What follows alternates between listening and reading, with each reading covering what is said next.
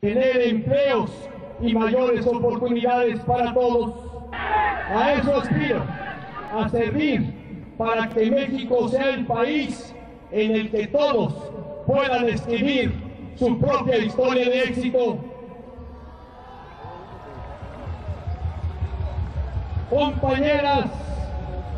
Compañeras y compañeros priistas, aspiro a representar a mi partido, como su candidato, para trabajar con millones de priistas que estamos decididos a emprender una nueva hazaña por México. Quiero ser, con el apoyo de todos ustedes, el candidato del compromiso con México. Quiero ser el candidato del que todos se sientan orgullosos. Aspiro a representar al PRI, porque unidos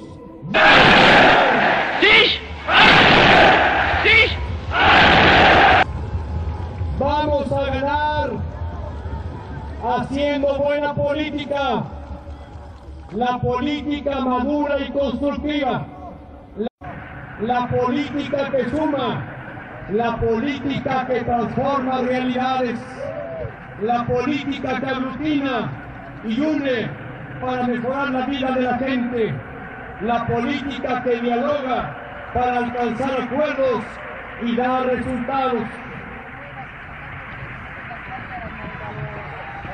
Ha llegado el momento de comprometernos. Este es el momento que hemos esperado por más de una década. Ha llegado la hora de la grandeza de México. Comprometámonos con México. Es momento de cumplirlo, México. ¡Que viva el PRI! ¡Que viva el PRI!